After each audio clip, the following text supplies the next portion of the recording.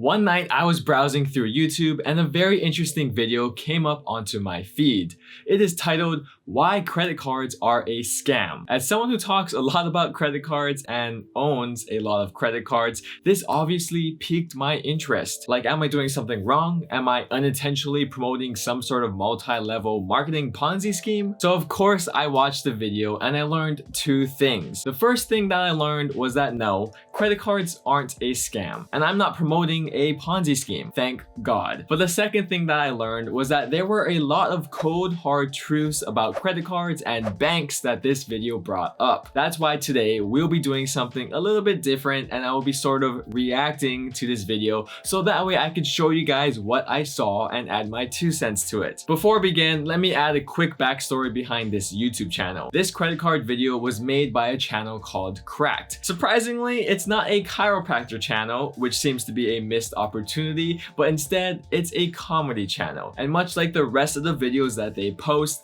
this credit card video is sarcastic, entertaining, and comedic. But it still has lots of valuable information to talk about, so let's go over it right now.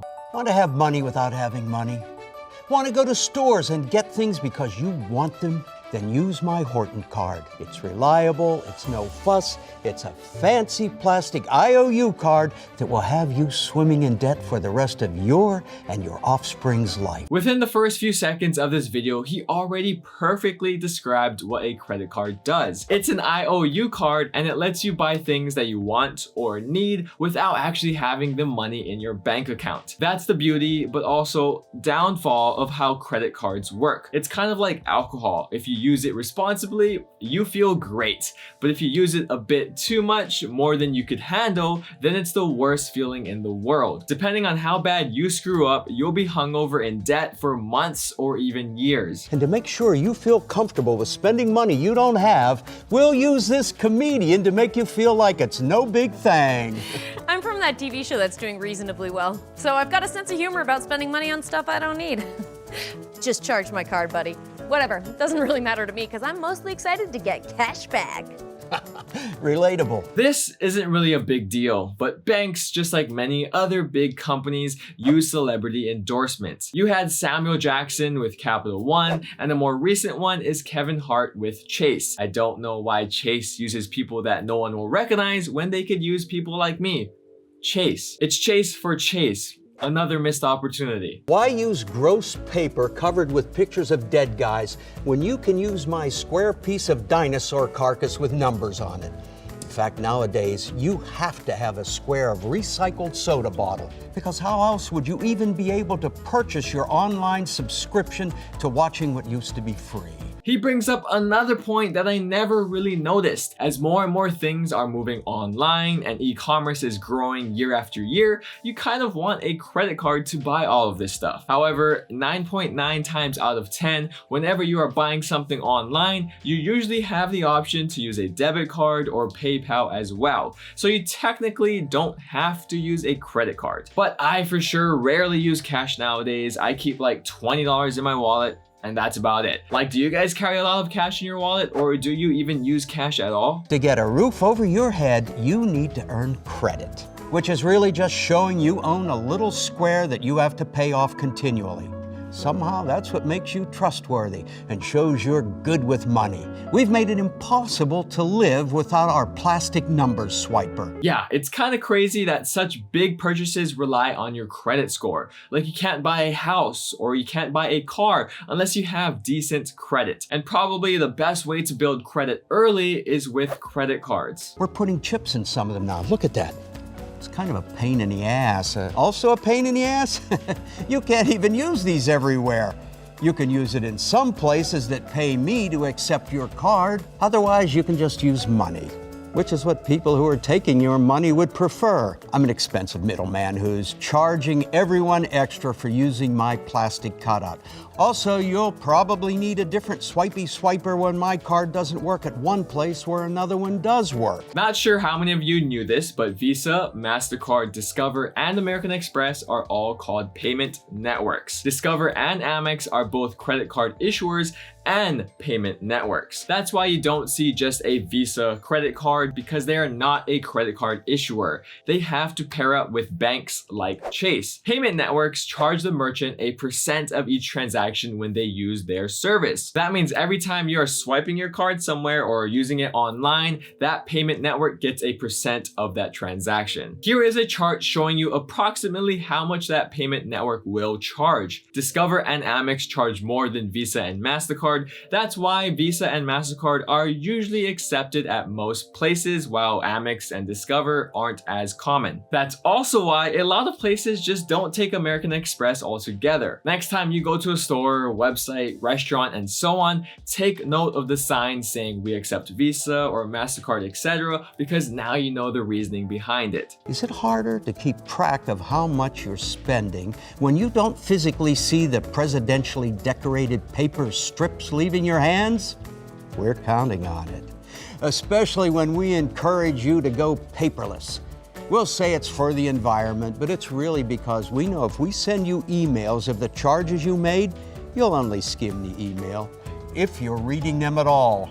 The first thing you mentioned is how it's harder to track how much you're spending with a credit card as opposed to paying with cash. I know exactly how that feels firsthand. Every time you charge your credit card, nothing really happens. You added a little number to your online account, and that's about it. It's easy to keep charging your card because it feels like you aren't really spending money. Whereas with cash, your wallet will physically be slimmer after you spend it. And more importantly, if you only bring $20 with you, that's the most that you could spend. Now, what about that going paperless tactic? I have honestly never thought about that before. It makes sense because I get a handful of emails every day, sometimes even more, and it's so easy to skim over emails or lose them in your inbox. On the other hand, I get physical mail like once or twice a week, if anything, so of course it's harder to miss things when they are physically in front of me and I don't get much of it. Here's where it gets fun for me and exclusively no one else. We made it so the longer it takes for you to be able to pay us back on time, the more money you'll rack up in interest, and the harder it'll be to pay off. And doesn't that sound like it should be illegal? It's not, it's interest.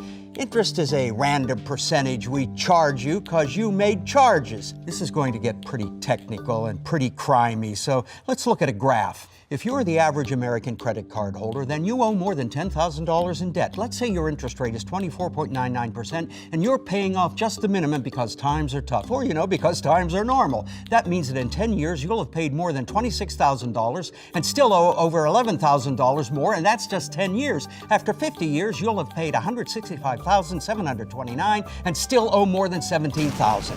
So you will always owe me money. And this is the sad truth and scary part of owning a credit card. I don't have any analytics or data to back this up, but here is my guess that I have about you. If you're watching this video right now, or you have been watching my videos for a while, or if you watch other credit card or finance creators on YouTube, you probably don't have credit card debt. I'm hoping that you have been paying your credit card bills on time and in full every month, and that you have never paid a cent towards interest. Or perhaps you have had credit card debt, or you have paid interest before, but you have turned around your credit card game since then. But unfortunately, we are not the majority. One of the bigger reasons why I started this channel was because we did not learn these things in school.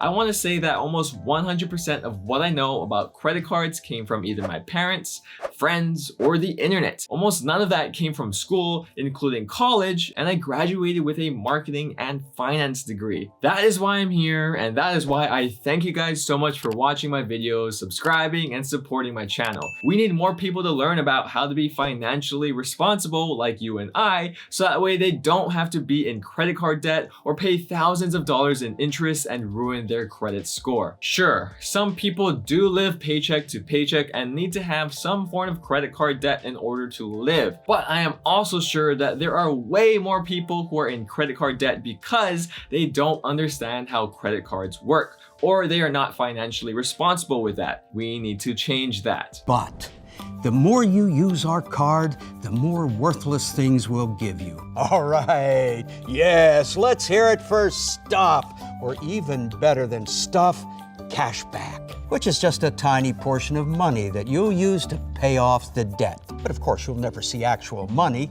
The more you charge, the more cash back we give you. It's like you're digging a hole and we throw in a handful of dirt to help you get out of the hole, but only after you dig 5 feet deeper. Yes, there is some harsh truth here as well. Even though we are spending thousands of dollars on credit cards, we only get a small percentage of that back as points or rewards. Let's take the Chase Freedom Unlimited card for example. When you first sign up, you could receive $200 cash back after spending $500 in the first 3 months. That's about a 40% return on your spend. But how much do you have to charge on your credit card in order to receive that same $200 cash back? $200 cash back on the Freedom Unlimited is equivalent to 20,000 Chase points. Since the Freedom Unlimited will give you 1.5% cash back or 1.5x points on every purchase, you need to spend $13,333 to get the same $200 cashback reward. That is now a 1.5% return on your spend, which is the same as the reward multiplier on your credit card. Although this seems very deflating, you can increase the return you get on your spend by doing 2 things. Of course, the first is to get credit cards with higher reward multipliers. For example, use the Amex Gold card for grocery and dining purchases to receive 4x points back or a 4% return on spend. The second way is to increase the value of your points when you redeem them. Going back to the Chase Freedom Unlimited example, if you spend $13,333,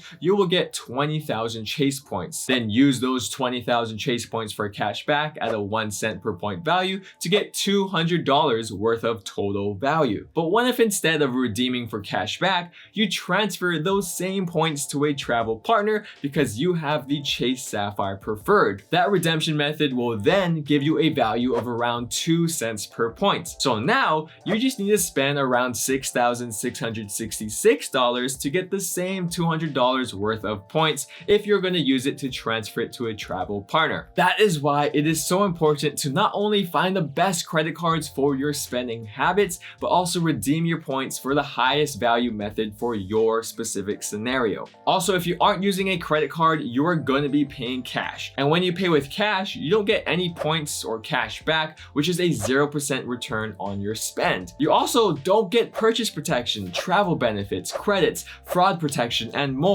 Once your money is gone, it's gone for good. That's another reason why credit cards are so special and should be a tool in your wallet. I hope this video showed you something that you did not know about the world of credit cards. Some of these things we just don't think about, and it happens all around us. It adds a little perspective to our lives, but overall, credit cards are an amazing tool like I mentioned earlier, and I 100% stand by them. You just have to use them responsibly and pay your cards in full and on time. Go ahead and check out this video about the huge problem with the popular Chase Trifecta, and other than that, thank you guys so much for watching, and I'll see you in the next one. Shoots!